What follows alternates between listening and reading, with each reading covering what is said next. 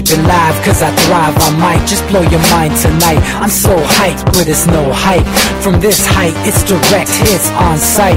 I'm your type, lend me your ears to show you that there's something in me. I'm not giving up, I'm standing right here, holding these days hostage. And I'll make this my year. We turning fear into love, and the love's in the air. I love doing this cause nothing compares. Nothing can share that same type of feeling when you feeling in flares. They can't catch it, it's havoc. I rip to a tear, switch a scenario on stereos, I leave them impaired. Variables start to change and they're all in my range. I just gotta grab it, it's all mathematics. Every step is drastic, I make it fantastic. I'm trying to take your breath away. Asthmatic. This is live through the stereo. Go and let it blow, blow through the stereo. I'ma let them know through the stereo. Yo, here we go through the stereo, stereo. This is live through the stereo. Go and let it blow, blow through the stereo. I'ma let them know through the stereo. Yo, here we go through the stereo, stereo.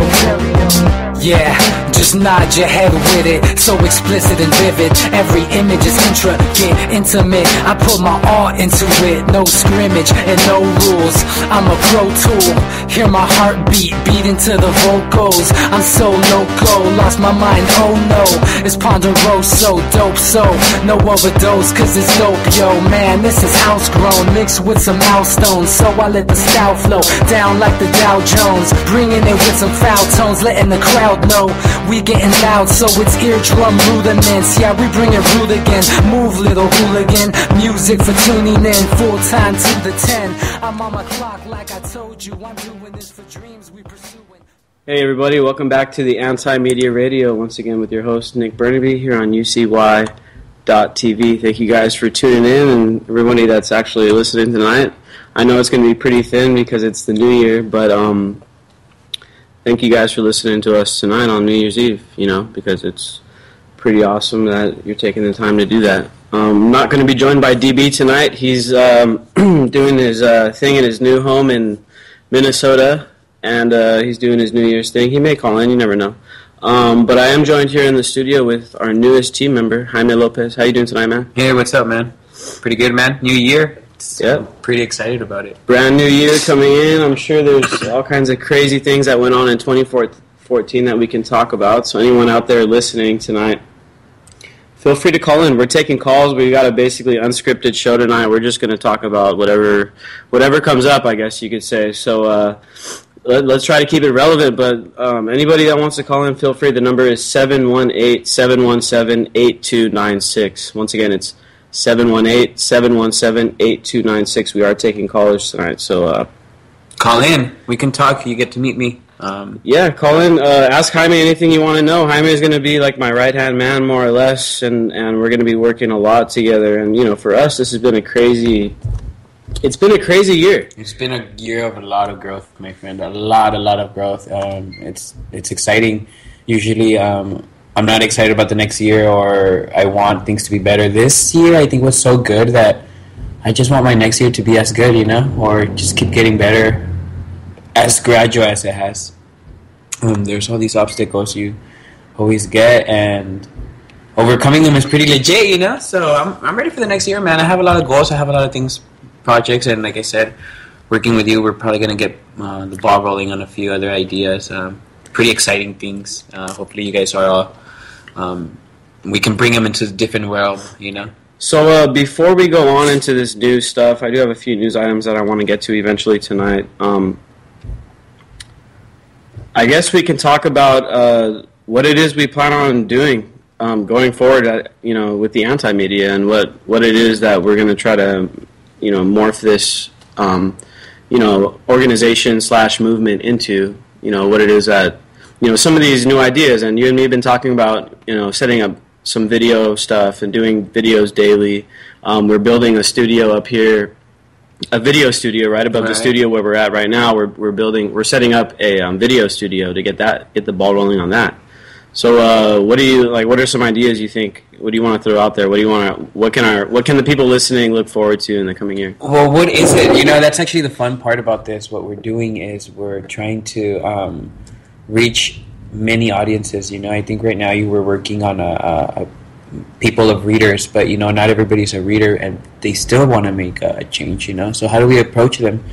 Videos, man. Videos have been a big thing for a while now, and there's so many people watching so many different videos. There's enough of it for everybody, and if we can reach out, bring in more voices, more opinions, more views, more news, local news from all over the place, kind of bring out what's really getting hidden, by the public media. I'm excited. I've been following Nick for as long as he's been working on this. It's pretty exciting to see the steps that it's taking, and I'm looking forward to what we're going to do next year, man. You have a lot of plans, and... if we... Looking back, man, at this time last year, looking back, like, Dude, you started this like 2-3 years ago, bro. Yeah, like, the Anti-Media has been it's been a Facebook page for a long time, and it's been kind of a movement, right? And we were like, last year, in 2013, was the year when, we were like, is when the whole March Against Monsanto popped off, right? And that kind of was kickstarted off of the Anti-Media page, because one of the admins that I had brought onto the page had the idea, and we helped kickstart it, right? And now that thing has grown even, like, their Facebook page is even bigger than the Anti-Media, right? That's and we started, legit. the March Against Monsanto came along a year later. But it's because there was such a backlash from the Monsanto Protection Act, and people are starting to realize that we're getting sick from the food, and the reason why people are so obese and why people have so much cancer. It's not just Monsanto and the food here, man. Have you seen what they did in South America with Monsanto down there? They have, I think, I forget which country it was, but they got people down there. It's the biggest soybean producer in the world right now. I forget which country it is, but the people in there have 5 times the cancer rate than they have in any other country in the world. Where is it? I think you're talking about, may have been in Argentina where all those agricultural workers were exposed to the glyphosate Roundup, basically. And and there was also some other studies out of Southeast Asia where these people that are close to this glyphosate, and then over here they did some studies where they tested like fertility rates and birth defect rates among women that lived close to where they were using these pesticides and stuff, and there was a lot of really negative implications that were coming from these pesticides that are in a large part made by Monsanto. Now, the whole GMO technology and all that stuff, I'm not a huge critic of like GMO technology in general, because I think it could be used for good.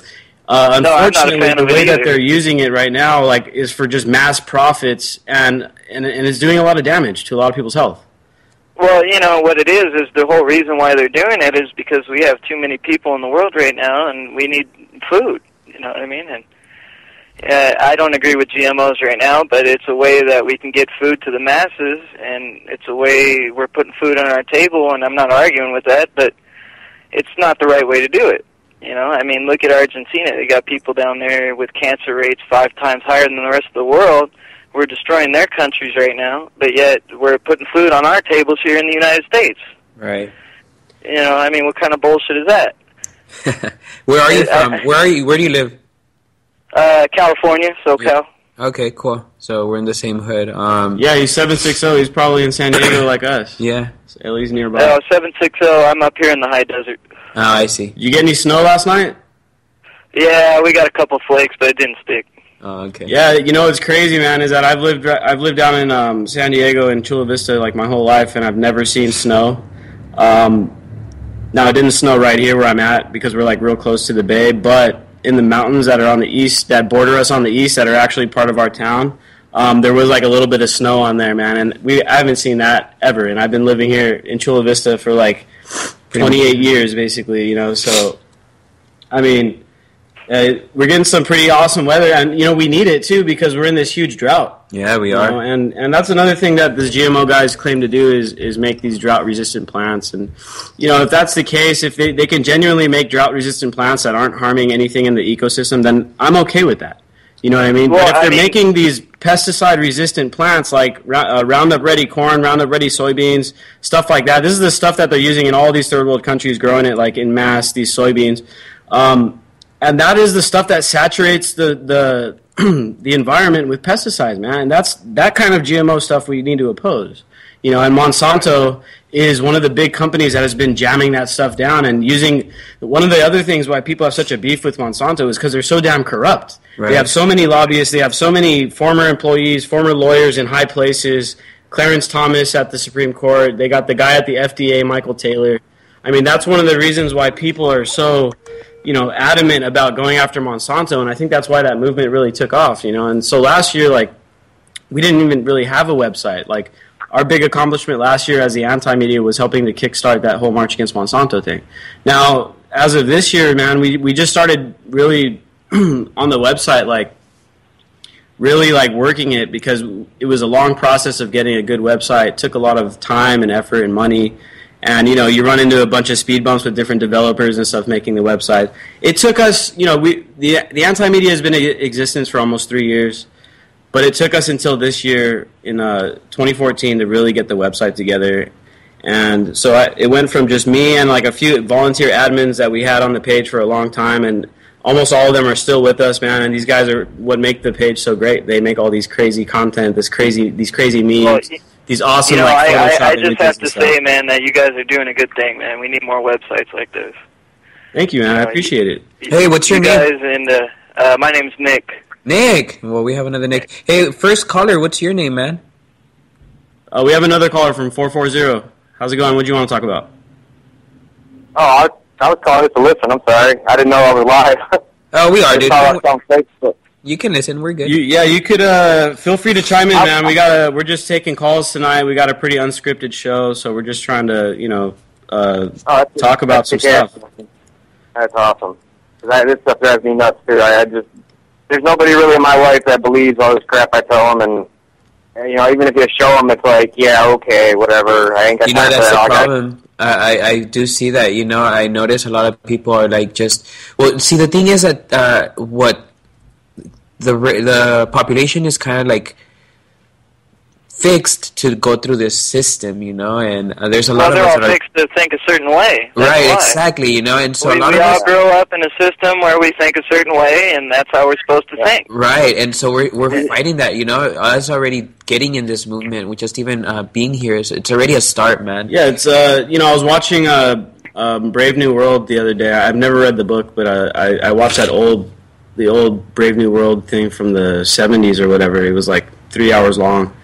And it was kind of basically that the funny thing about the book and the movie that I watched is like, it's basically just laying bare what's actually happening. I mean, they just openly talk about conditioning and like, and you know, making people think a certain way, putting people in classes and stuff like that. Have you ever read 1984, George Orwell? You know, I haven't finished that book, man. I started it. I don't know what happened to it. It's such a good book, man. I've read 1984. Yeah, once I started reading it, I couldn't put it down, man.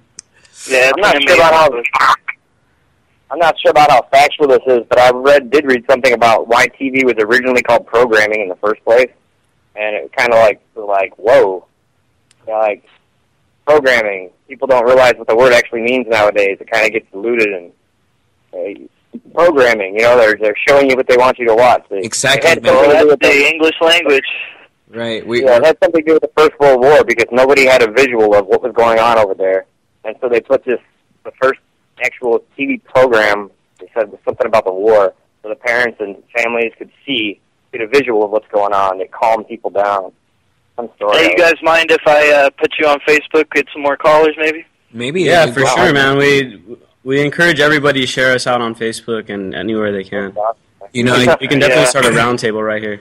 The exciting thing about this is, I'm sorry to interrupt, it's just that Nick's view is coming alive, you guys. You know, he really had this envision of a self-sustaining community, man, within such a broad range, you know, of people, and there's this belief, and I'm in it for this too, that we can all help each other out. We can all provide for each other and learn how to barter our skills to kind of like... Well, you're not talking about communism, are you? Because I don't believe in that. Not necessarily. No, man. I mean, We're just talking about a free, voluntary system, I guess. Yeah, pretty much. But back to what 440 was saying, man. What was your name again? Rob. Back to what you were saying, as far as like, you know, people that you know, maybe family, friends. You have trouble like talking to them about this, you know, real stuff, reality, more or less. You know, cutting through all this propaganda and starting to realize, okay, well, there's this huge monopolistic monetary system that's owned by the banks, and who knows who owns the banks, and they all have this military-industrial complex and all this stuff. I mean, these are huge topics, right? So, like, where I've found success in, like, talking to people that were maybe apathetic or maybe even kind of resistant to thinking about any of this stuff is, like, you just got to be really diverse in the way that you,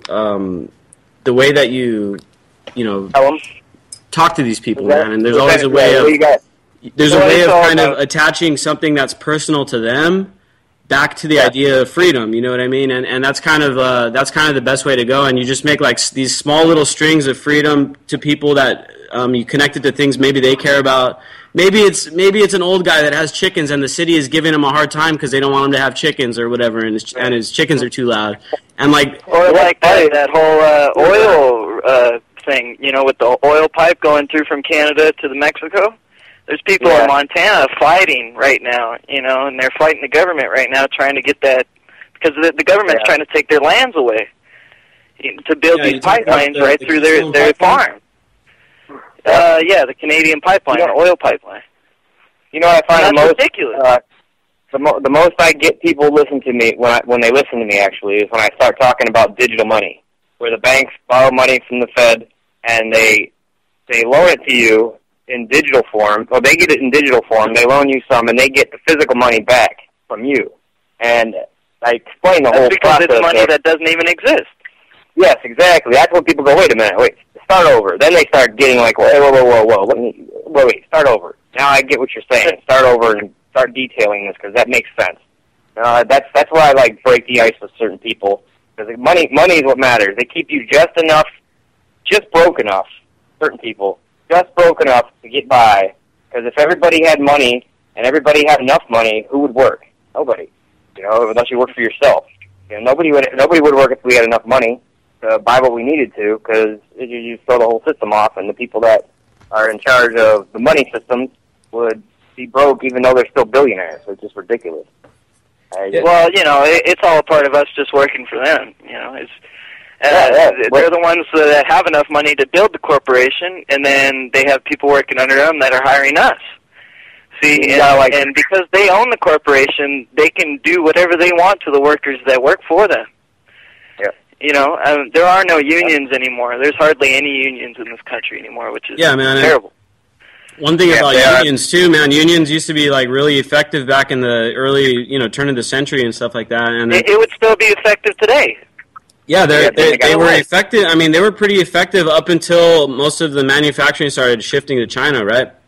And now the thing that's really scary to me, man, this is why I think why I started this is because I realized that we're in a time constraint, man, because we're coming to a point now. And even if you go to any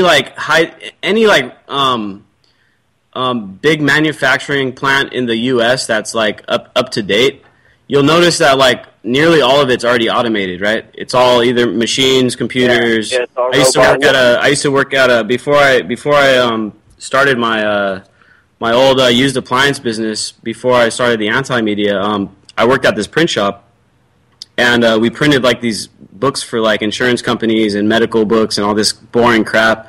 And I mean, it was basically all the work was done by this giant printing machine, and then there were just three guys that made sure everything stayed in check, and that nothing went haywire, and then that was basically it. Everything else was forklift, conveyor belts.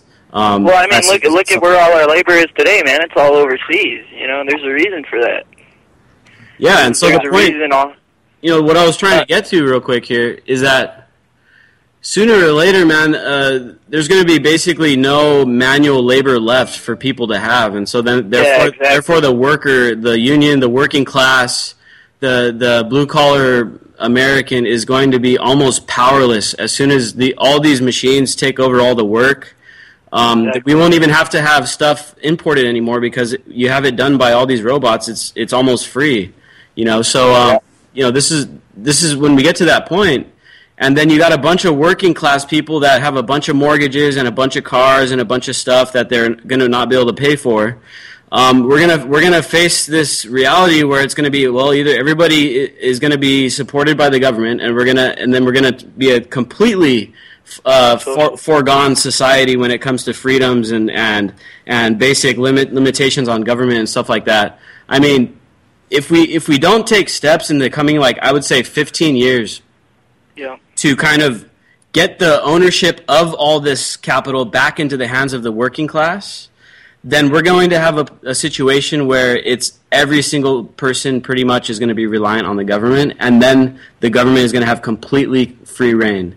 And then it's just going to be like any other fascist state that has happened in history. Almost every empire, if you look back throughout time, almost every empire, the final climax is it's a fascist type of dictatorship, more or less. And we're going to be in that situation in about 15 years, and this time it's going to be a bit worse because now it's not going to be it's not going to be Roman soldiers knocking at your door. It's going to be RoboCop.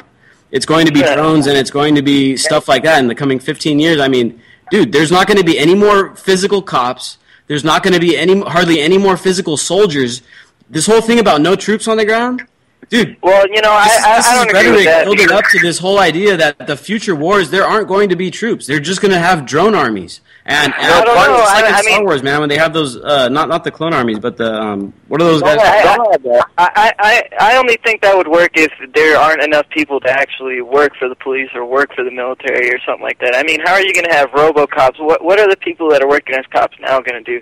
I mean, unless we have a complete depopulation of the U.S., there's no way something like that would work. Yeah, I know. It wouldn't work. That's why, like, if we allowed that to happen, it would become this total it would become a giant militaristic nanny state, like 10 times worse than what it is now, man. And we're already starting to see it. I mean, if you look at the total, like, labor participation, it's like at some of the lowest levels it's been in a very, very long time, and I don't think the labor participation is ever going to go back up. It's just going to keep going down, especially as all the baby boomers retire and stuff like that. I mean, the labor force is going to get smaller and smaller and smaller. When it gets to a certain point, the working class is going to be completely powerless. Well, see, more and more people are going to be born, and more people are going to lose jobs because there's too many people in this country. Just plain. Oh yeah. That's how it is in the world. In the world, exactly. I mean, do you guys have any kids? What's that? Do you guys have kids? Any of you? Oh no, I don't. I only have a dog. 22. My dog. I love my dog. I love my dog so much. She's actually outside right now. I got three boys and two girls. 3 boys and 2 girls. Wow. Now listen. Now I'm going to give you a kind of like a thing of how I figured Democrats and Republicans out. Ask anybody you know in your life the difference between a Democrat and Republican. Not one person can tell you the difference. And exactly, they're the same thing. Yeah, okay, they're the same thing. Okay, let me make an awesome point with 2 kids. Okay, say there's 2 kids in a room, and they break something, and you weren't there to see it, and one says he did it, one says he did it. You'll never know who did it unless the one of them says I did it. That's why there's 2 parties, because they can always just throw it back and forth. For 5,000 someone years, to blame them. going and going. This is going to keep it ongoing. Now we're going to have a woman president because it was getting shaken up so bad, I think. This is my opinion. They had to throw a black man in there, which is fine, cool. Now we're going to get a woman next, just for 8 more years of this bullshit. And then I don't believe the president really has enough power to actually make any kind of change at all. It's at a point now where the whole party system is not even based on the president. I'm sorry to interrupt. What were you? Now, what's that? I want to make a point here real quick. 440, Ron, right? Rob, sorry. Just to quickly make a point here. I remember earlier this year, man, I don't know, maybe 8 months ago or so, I posted a status and I said, well, if it comes down to Jeb Bush and Hillary Clinton, oh my God! Then I'm gonna move out of the country because this is some. That was you? Dude, I just saw that like 2 days ago, actually. To be honest with you. So we did a SM Gibson, which hosts our radio show on Tuesday and Thursday. And by the way, we're 5 days a week now, same time, 8 p.m. Pacific, 11 Eastern. But SM Gibson made a meme the other day that basically said the same thing. It's like, if it's Jeb Bush and Hillary Clinton, which country would you move to? And it was one of our most viral memes of the year, man. It had huge amounts of comments and engagement and stuff. And but here's the thing, man. And here's where I kind of like, in a way, I think it's a sick way to think about it. But I'm kind of optimistic in hoping that it will be Hillary Clinton and Jeb Bush. Because then it'll just be another slap in the face to everybody. Oh, another wake-up call to say, holy shit, this is just becoming a monarchy. You know, yeah, because as long as even if, you know, in my opinion, if we do see somebody like Rand Paul or, what's her name, Elizabeth Warren, if we actually saw one of those people become president, like you were saying, Nick, it doesn't even matter. All that would be an appeasement. If we saw Rand Paul or Elizabeth Warren become president, that would just be an appeasement, and nothing would end up changing. Because Obama was also an appeasement. Everybody was so sick of the political system after Bush that, like, you know, people were close to giving up back then, and then they threw Obama at him just to give an appeasement, right? And then now everyone realized, even almost all of my Democrat, at least for sure all of my progressive friends, I realized, oh shit, Obama's just basically another neocon. That is a bit more progressive on a few social issues. But when it comes down to it, we have the same amount of war, the same amount of foreign policy, the same drug war, all this shit. So, you know, I almost want to see Hillary Clinton and Jeb Bush just so that more and more people are start realizing, holy shit, this system's a fucking hox. Yeah. Yeah, but see, what people need to start realizing is it's not the presidents that make the real change. It's the parties that we have in this system. All right, there's no way you can elect a new president and say, "Oh, it's going to be different this year." No, that's not going to happen. No, you know, it's just the same bullshit, either blue or red. Yeah, exactly. Like, it's no. What we need is a third party. That's what we need in this country. 818. We don't What's need your name, my friend? Oh, that's Manny, dude. Manny, what's up? You want to chime in on this? Yeah, you're the beater host is saying the right thing about the third party. You know, kind of nice to hear. What we need. That's what I'm talking about. I like but you know what? The bottom line too is that, you know, I'm starting to see some changes here already where people, the young generation is really, like, for instance, they finally took over a station, St. Louis PD, right? I mean, they're starting to learn something from Mexico. Yeah, we can't forget about that, man. The protesters in St. Louis took over a police station tonight. Yeah, I watched that. Really? I watched the live feed. Hey, can I make a point? It's not the first time either. Someone wanted to make a point. Yeah, 440. Go ahead. Hey, okay. Here's something to think about. Like, if you guys, from the time George Bush Sr. was elected, we had 24 years of Bush Clinton. You think about it. Bush, Clinton, Bush, whatever, and then finally Obama. So there's people out there that they're less than 24 years old, have no idea of anybody but Bush and Clinton. And it's kind of fucked up. Well, shit, I was a kid when Clinton was in office. I remember him. I was a kid when Clinton. Hey, do you guys remember? He was my hero, man. He got a blowjob from the secretary, you know? I think it was in 2004 when it was actually Bush versus Kerry. Remember that? Yeah, and those guys are cousins, dude. I mean, they're like, I don't know if they're first or second cousins, but they were like close cousins. And it was just such a faux election, man. Like every election so far, and like this whole thing about Romney and stuff, like Romney basically was handed the Republican nomination, in my opinion, specifically just to lose to Obama. I mean, I think these elections are basically made up, man. I mean, yeah, we know for at least what we know for sure is that the media completely controls the narrative when it comes down to national electoral politics, right? Wait, what do you mean my vote doesn't count? No, I mean right now it's not. And then I don't know what to believe. I saw a documentary about the voting machines and how they can be inaccurate and stuff. I mean, I don't know for sure. Well, but, I don't doubt that. I don't doubt that. Of course, they can be hacked as well and stuff like that. So I mean, you see, the way I look at it, it's not about who you choose to be in office. It's about what they want to be in office. All right. Yeah. See, we don't live in a democratic republic anymore. We live in an oligarchy. All right? Do you know what an oligarchy is? No. You don't know what an oligarchy is? A power in the hands of a few people. In this case, in this country, that is the bankers, which own this country. Yeah, the money. And whoever the bankers want to be into office next year, they will put into office. Yeah. Someone needs to use your headphone. Yeah, hold on. 440, you're breaking up a little, man. I don't know if you put it on speaker or something, but you're breaking up a little bit on our end. Yeah, it's fine. My dog's puking right next to me. Oh, I see. We love dogs. I love a dog. I have a dog. But let me put it in perspective for you from a guy that's from out of the country. I came here as a migrant worker, working in the fields and stuff like that. I didn't see a damn vanilla brother out there. You know what I mean? We're doing the work out there and stuff like that. If it wasn't for us doing the work, people can talk about immigration all they want, If it wasn't for us out there, you'd be paying $10, a pound for tomatoes. And people here in this country sometimes complain about Mickey Mouse stuff, But if people really want to get, their country back, forget politics. Start boycotting the money. No, I agree.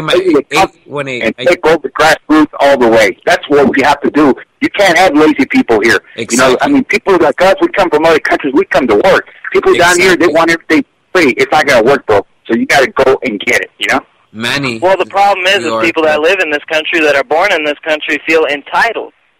See, that's the problem. Well, and they are entitled falsely, but they are entitled. Exactly. It is what they're granted. That's I guess the beauty of of America. I'm not all for it, but Manny's making a good point, man. There's people who want to work, man, because they just want to get something done, and then you see other. That's what I want to do. Well, shit. I'm 22 years old. Where's my job? I don't have a fucking job. I've been working. I've been trying to get a job for years since I graduated high school. Hey, you interested in doing some media work?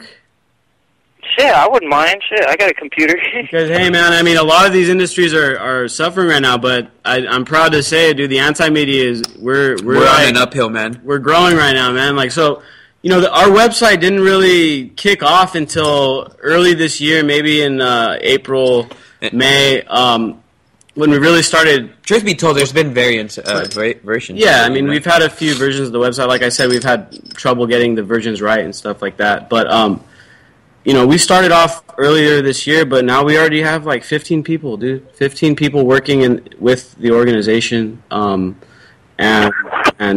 writing articles and managing social media and doing all this stuff. Well, I'm a really good writer, man. If you need a writer, you got one right here. This is Nick talking. All right, man. Well, yeah, that's Nick from 760. Dude, just send us a message on Facebook, man, and we're working on getting the email set up so that you guys can actually send in. Or you can go through the contact form on the website too, and I'll get the email. But hey, send us your info, dude, and just the anti-media on Facebook. What's that? Just the anti-media on Facebook. Yeah, for sure. The anti-media. All right, I'll send you a message. It's Nick Macarella. Cool. All right. Nick. Hey, let me ask you guys something. Have you ever been? I spend every other summer in Alaska cutting fish, and that's my brother. Dude, it's a whole different world. I'm not even joking with you. It is a whole different world there. And when you go there and you come back here, you feel like you came to a whole other country again. It's ridiculous how free it is there. If you want to work, that's all you get. They don't care if you got a criminal record. They don't care if you were a child molester, a murderer. It doesn't matter. If you're there to work, you're there to work, and they're putting you to work. $10 an hour under the table is the minimum area you're going to get there just to cut fish. Marijuana's legal up there, after living too, there 2 years, they actually pay you to live there. Exactly. Yeah, marijuana's completely legal up there now, too. Yeah, you have to be resident for a certain amount of time, and utility bills and all that stuff in your name, and they will pay you to do that. And it's about $1,800 a year. Yeah, $1,800 a year. There's also a program like that Tom Cruise movie with Nicole Kidman called Far and Away, where it's kind of like if you got to promise to make the land, what do you call that? Build on it, build the land up, and they will give the land to you, and you sign some kind of contract and all this stuff. I read all kinds of stuff about it way before I started going up there 10 years ago. I'm 40 now. I just turned 40 on Christmas Eve. I've been through so much crap, prison, this and that. I mean, everything. I've been through it all, and I struggle every day. And I got 5 kids with 2 babies' moms, and it's just like such a struggle to work, take care of all that, and take a bus to work, and not be able to drive just because I drove without a freaking insurance. It's stupid anyways. It's a scam. Yeah, man. I mean, it's anti-constitutional. All this stuff will pile up on us, dude, and that's why we need to build up this new economy, dude. We need to build up these new ideas, and as we were talking about a bit ago, about the labor force and how the labor force is getting watered down and getting weakened. The labor unions are almost completely bankrupt, and at least a lot of times morally bankrupt too, because the labor unions have had the same fate as any other bureaucratic organization. They have corruption and stuff like that, and that's why we need to rethink all this stuff, man. We've been organizing our society this way for much too long. I mean, the corporate attitude is a fairly new concept, but it's been going on in a different form, more or less. Feudalism and land barons and all this crap. It's been going on since, for thousands of years, dude. And we keep on making this same mistake, and every country has its own growing pains. I mean, look at Mexico. They're on the verge of a revolution again. It seems like every 100 years. I mean, what was it, 1810, right? I do not know when they actually rebelled against the Spanish, and then 1910 they had their own internal revolution. The Mexican Revolution. And now they're on the verge of revolution once again. I mean, so what we need to do, I think, is we need to come up with we need to come up and develop new ideas as far as I agree with you 100%. Culture. The internet's new too, so you guys got to remember too. You guys are probably a lot younger than me, and we didn't have the internet. We had freaking Atari, Nintendo. You said you're 40, right? Yeah, I just turned 40. 40? Man, you're only a decade away from us. My son just got an Xbox, whatever, one for Christmas with a Call of Duty on it. You know what he says to me today? He's 9. He goes, I can't wait to be in the military so I can sit on the boat and shoot people. Oh, wow. He would. Like you were talking about the boots on the ground earlier. That's what I was like, oh my God, that's my son. He's like being trained. This kid can tell you he's 9 years old. He can tell you every single gun by sight. You look at a gun and go, what the heck, when it costs 510? It holds 40 rounds. I'm like, really? I don't even know. Well, you know what they're trying to do? They're trying to desensitize the youth. That's the whole reason why they do that. These video games and technology and check this out. You see on TV. Check this out. We're all just trying to desensitize. The future of warfare is it's going to be kids thinking they're playing Call of Duty. It's going to be like the same thing, but it's actually going to be real. And they're going to be controlling some kind of drone soldier. No, I don't believe that, because there is no warfare unless there's a loss of human life. That's what warfare is. And that's what it always will be. That's why there'll be loss of human life, and it'll just be whoever has the best technology will lose less human lives. Exactly. There are people like that. I mean, like me. If I was able to be in the military, I'd be a private contractor. But I committed 2 felonies at 18 years old, and I can't even be in the military. I'd have been a lifer. I just got away from everything, done all that, and whatever. But there are people, there are a certain group of people that are like the mercenaries, technically, back in the days, which are called private contractors today, that get out of the military. They don't like the military life, but they still like the life of carrying guns and walking around and, doing... Well, we live in America, man. We should be able to carry guns anyways. Yeah, man. They got about... Afghanistan and stuff like that. Yeah, well, in Iraq, they said... In Iraq, they were talking about pulling all the troops out. Obama said he ended the war in Iraq. What was that, 2 years ago or whatever? When he first came into office, he promised to take all the troops out of the Middle East. Yeah, so I mean, he pulled these military guys out of Iraq, and keep in mind, these guys, military guys make about 40, 50 grand a year max, for the basic private and stuff. So these guys don't make very much money. They make a regular blue collar type of salary. And but then they got these contractors in there that a lot of these contractors, man, these guys make 150, 200 grand, 250 grand a year.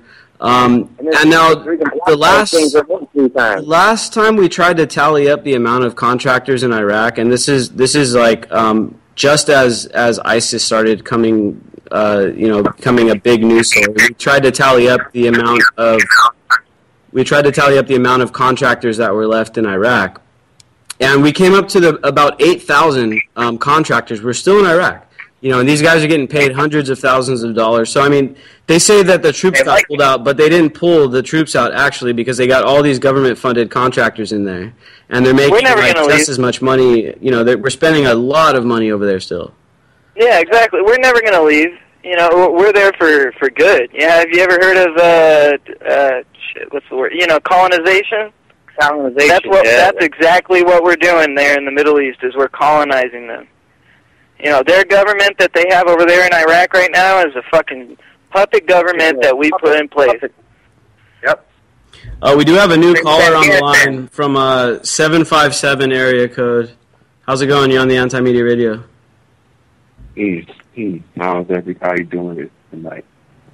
How you doing? Man? What do you want to talk about? Oh, I was more or less just listening, man, but I can add a portion.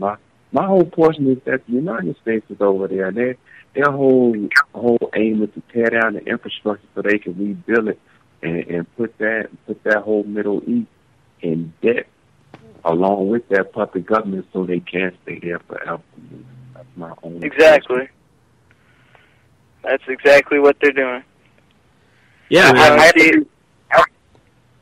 have to be real touchy when I talk to people around, like I was talking about. When I start explaining stuff to people around me, you can't use the word slave because it makes their brain go somewhere wholly different. But if you have a Social Security number here, you're technically a slave. If you look at it from the base view of it, they freed the black people from the slavery, blah, blah, blah, that good stuff. But then they made everybody but them a slave, technically, because we just work to pay their bills. Why don't we? No. We're all slaves. It's not black. It's not white. Yes. Okay. We are all slaves. Everybody that has a Social Security number that isn't in charge of them. Everybody who has a Social Security number and everybody who doesn't have a Social Security number. Everybody's just fucking... It's a survival of the fittest, and we're only given these certain tools, and what do we do with what we have? We have to make the best of it. Yeah, and because even the people that are here that don't even have Social Security numbers are still basically paying into this whole thing, and the problem is... The problem for me, man, and I actually feel like every time I pay taxes, man, I feel kind of bad because it's like... Okay, these taxes are going to do horrible things, like who knows where, and it's like every time I think about that, it's like, dude, we got to figure out more ways to stop, paying into this stuff. Right. And I think that's another place where the counter economy and cryptocurrencies and stuff like that, but also like bartering and stuff like that needs to be done a lot more. And I mean, some of these states are even trying to find a way to tax bartering and stuff like that. I mean, we need to foster that stuff, but at the same time, make sure that it doesn't get interfered with. You know, this ties in with what Manny was saying earlier. Is like I think we give too much focus to the government, and in reality, dude, let them fucking make a fucking mess out of themselves. Why not start something on our own? Something where we're a part of it. We're a part of it, though. We're kind of like just. That's what I was talking about earlier, where we have the internet now. By default, we're part of it. Right now, I couldn't do this with you guys. Does anyone here smoke cigarettes? No, I don't. Just as an example, all right. Let's say you go to a store and you buy a pack of gum, right? Right. You're paying tax to the government every time you buy that pack of gum. Right. So there's no way you can get around it. How are you going to survive in this country if you're not buying food and paying taxes to the government? I agree with you, man. It's going to be a slow progression. We can't expect the change to happen within the next 2-3 years. I was getting gas yesterday, man, and I looked at on the side of the pump. It showed the little tax rate. Right. And in California, the tax on every gallon is like over $1. I'm not even joking. It is. I'm not joking. Think about how many millions of gallons of gas in California are sold every day. Our gas is only on the lowest I've seen it is $2.45 right now in California. Yeah, which means that like I'm in Ohio. gas station, ours is if $2 it's right now in $2.45, Ohio. the gas station is actually charging $1.45. You know what I mean? Yeah. So like Wow. $1 off the top automatically goes to the government. That is completely insane, and that's another reason I think people need. It's important to get off the fossil fuel for your cars, like on gas, just because of the fact that it's taxed like hell. I mean, you get other fuels like electricity and stuff like that aren't taxed as high. I mean, electricity is taxed pretty high still. It is. But you can get it for a lot less than what they're taxing gas. I mean, that's crazy. $1 on every gallon, that's insane. Well, listen to this. Listen to this. I want to make a point about gas stations. My ex works at a gas station, Sunoco. They buy gas. Okay, say, let's give a big example. Say I'm the gas station owner. I buy gas for a certain price that day. It might be $1. Let's say I buy $1 or whatever in gas. Now, 2 days later, gas prices go up. I only paid for $1 for that gas, but now since gas prices have gone up, I'm going to charge the price that everybody's paying now. So maybe it's $2 now. Even though I only paid $1, whatever for the gas, and now next week the gas is way up, but I paid cheaper. But I'm still going to charge you the going rate for the gas. That's why it's like stock market stuff. It just goes up and down, and they play it, and it's ridiculous. Well, see, that's capitalism for you. It is. That's how capitalism works. Right, but that's the distraction. Like exactly. I mean, like I'm what people would call black, but I am not black. I'm actually Native American, but I'm labeled as black, and as such, I've been studying myself, my history, and the history of the world, and like all of this racial things, and like it's about nationality and what they do. They try to put the race. That's another thing they try to wedge in there, racism. Right, but what the brother just said about the Social Security numbers, that was the slavery. They are enslaving all the people. Like versus was the Moors. And now it was their way of labeling us, Right. Now it's the people that let's start tagging them. And why is it a problem? I mean, and it becomes a problem because then all these people are trying to get into this country, and how do we keep track of them? And it's just so damn retarded. And I don't agree with the government, and no one does here, And the whole point about it is that let it be. When I say let it be, is like these people are going to make a fool of themselves for the next. We need to plant a seed and start building small communities throughout all our communities. Okay. In short, what I think you're saying is that we need to outgrow the system. We do need to outgrow the system. Yeah, we do. Yes, I agree with that completely. But all right, I'm going to bring something up controversial here. All right, let's talk about Ferguson real quick. Okay. All right. The Ferguson riots. 2014 news, so we accept it. Bring it on. That's another. Okay. All right. The Ferguson riots that was going on. I disagreed with what the prosecutor did. I think that cop was guilty as shit. All right, he murdered that boy, and what pisses me off the most is that when you look on the news and you listen to the news, it's a white police officer killed a black man in Ferguson. Why does it have to be a white police officer killed a black man? Why can't it be a police officer killed a man in Ferguson? Okay, so if we're ever going to make any change here in this country, the first thing we need to do is get rid of racism. Or the adjectives. All right, I mean, racism is what built this country, and racism is what we need to get rid of before we make any progress whatsoever. Well, then if racism is what's built it, man, racism is what's going to take it down. Right. No, I don't agree with that. That's why they keep throwing it at us. Like I said, hold on, we got to go one at a time, guys. Let me pitch in on some stuff from a different country point of view. One of the things that people in America are not doing, a lot of illiteracy down here. You're not using your libraries. You need to educate yourself. Exactly. Thank you, guys. I can guarantee you, everybody would not disrespect everybody, including Nick, that you couldn't pass the test that I had to pass to become a U.S. citizen. Homie, no way we challenge pass you, it. I guarantee you that. Whoa, you're getting angry there, bro. Why?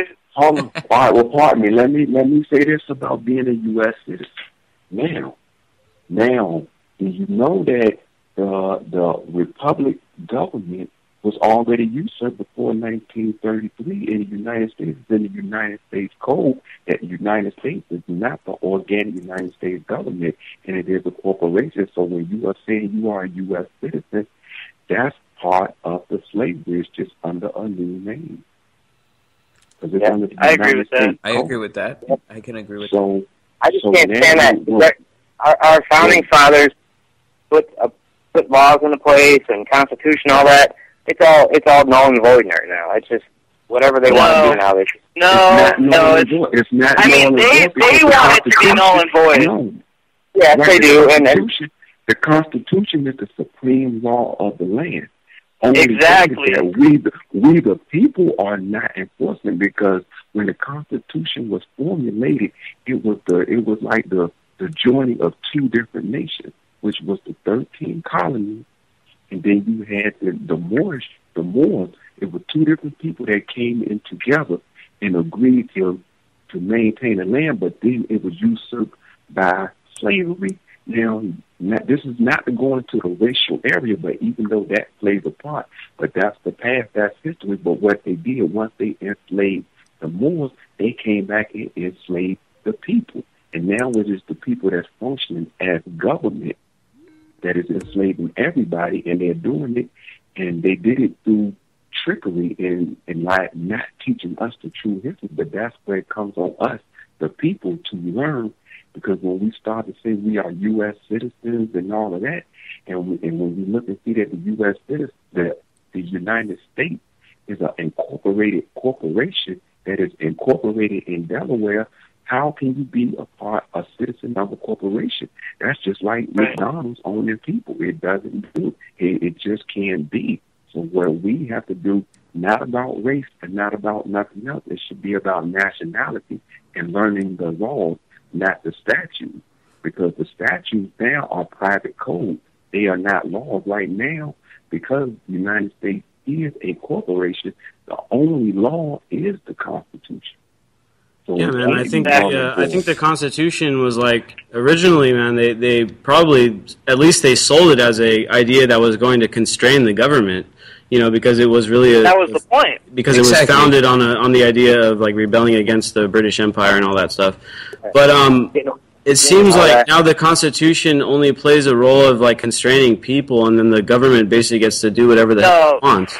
You know, no, it's not there to constrain people. It's the government wording the Constitution in the way that they want it to be worded. Well, exactly. We're talking about, you know, a living document it's able to be amended, but you got to think about who amends the Constitution. Well, when it comes down to it, politicians have to. We the people amend the Constitution. It also defends our rights as the people in this nation to take over the government if it is not in our favor. That is protected by the Constitution. If we wanted to have a revolution right now, we could do that, and we would be protected by the Constitution. Yeah, but see, the thing is that it's the interpretation that you know these guys take on it, and then the way that they're able to amend it and interpret it. And so what they do is they work it against us, and they give themselves free reign. I mean, like the NSA, the CIA, all that stuff is basically unconstitutional. You know, it shouldn't even exist, but there's a loophole. We need protection. And what are we going to do? Bring down the entire NSA and CIA with lawyers? I mean, I don't think it's going to work that way. I mean, this is the government. What we need to do is take to the streets. We need to go into the streets. We need to protest, and we need to let them know how we feel. We need to go to the streets. We need to a protest wouldn't be good unless you already know. Because if you start going protesting, you're not organized and don't even know what you're going for. No, I agree that. See, what else we need? We need a collective voice along with the protesters. See, we can't just have protests and expect any real change. We need to have some kind of collective voice like we're doing right now on the internet, talking with each other. We need to have some form of collection and form new ideas to put towards the protesters for what they're fighting for. Nick, welcome to 2015, man. That's what we're going to do, man. That's our goal. That's our so, you know, the problem is that here's the thing. Everybody has ideas, right? Every single individual has their own different idea about like how everything should be, or how they think the world should be, or world outlook, view on life, all that stuff. But the problem is that what we need to start doing, I think, the biggest thing that we need to do in 2015 is take these ideas and actually start implementing them in the smallest ways, even if it's just getting a plot of land. We need to start educating people. We need to start getting these ideas into play, because, like, without having a working example to go by, people are kind of hesitant. That's one thing I've noticed, is that people are like, oh, well, like, that's good and all, but, like, I don't know what you're talking about because it's never been done. Well, you know why? It's because they're so used to the fucking system that they're in place in right now. That's the only reason. Or they have to work, and they're too busy to even bother with it because they have to make money to just survive. And they don't want that to. Too. Guys, our responsibility is to educate around us and influence as many people as we can through the resources. Now, that's where we come in, we can connect people, we can connect your hood with my hood and his hood with his hood, and we can generate these ideas, make them grow, and it's going to be a lot of work, man. I don't see it in my lifetime, but I feel like we can plant the seed. We also need to respect each other as activists and people. Stop interrupting each other and really talk with and even if you disagree with anybody, we have to disagree with respect, not with yelling at each other or anything, And so that's what I'm trying to do, is bridge the gap. I'm bridging the gap. I'm the gavel. On January the 10th, I'll be by the border as a protester because of things happening down here at the border. So I'll be down there in San Diego on January the 10th. Because I believe in your cause, I'm with you in spirit, okay? Just know that. I'm one of you, man. No, you'll be with us, dude. We're going to go down there. Am I going? Yes. Yeah. I'll be there. I'll see everybody there. You guys, we're winding down to the last few minutes of our episode here tonight.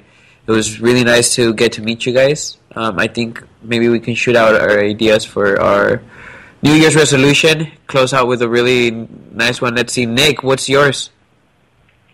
No, I don't believe in New Year's resolutions. No, come on, man. One change. Maybe we can... Next year, you'll believe in New Year's resolutions. How about that? Shit. I guess my resolution would be to make some kind of change. All right, we'll help you with that. Which one's yours? 440. Oh, that's Rob, right? Yeah. Rob, what's your one New Year's resolution? Mine isn't really government orientated. I stopped drinking 17 days ago. I drank for 12 years straight, and I'm 17 days sober, and congratulations. We're gonna do this next year, and we're gonna celebrate your 365 plus 12 days. All right? And you know what? All right, 757. What do you have to for your New Year's resolution? No, 757. All right, and then Manny, do you have your New Year's resolution? Yeah, I actually do, brother. Basically, my resolution is to, as an activist, to bridge the gap between Los Angeles and San Diego, and also with Tijuana, obviously. And right now is the perfect timing to do that, because of anybody in this call that doesn't know about the normalistas. Yeah, I know you do, but the other callers, out the 43 students that got killed in my home state of Guerrero, not in my hometown of Acapulco, but in my home state of Guerrero, and that's one of the biggest. I heard about that. I like your mission, man. I like how you're trying to join LA with San Diego. I do actually feel like there's like this separation, man. Dude, I think between San Diego and Tijuana, we probably have as many people as LA. Yes, we do. Probably more, bro. I actually would bet for more. We could dude, we're like border cities. We're like border. All the population is right on the border between each other, dude. But that's, I guess, for another topic. We need to work more with each other, man. He's right. Nick, what's your New Year's resolution? Me? Yeah. Yeah, and just to keep pressing on. I was kind of sad today. I had to sell my aquaponic, or I didn't sell it actually. I gave my aquaponic system to my buddy. Oh yeah, that's right. And he's gonna set it up. Fortunately, he's not that far from me, but we're gonna set up the aquaponic system. But man, like for me, it's like just advancing ideas of overgrowing the system, more or less. Pretty much. And I think for me, it's like food and water, electricity, stuff like that is really basics, important, man. To like underline our ideas to make people like comfortable with them, dude. Because as long as that basic stuff is like taken, well thought out, then it's not that hard for people to make the jump. mean, it's Well, I just want to thank all you guys for letting me join in and all that. I appreciate having you guys have me here on your radio show. Thank you, man. New Year's resolution, really quick, man. You know what? To be here next year. Do the stereo. Yo, here we go through the stereo. Happy New Year, guys. 2-0. Happy New Year on the East Coast. Ladies and gentlemen, let's give it up.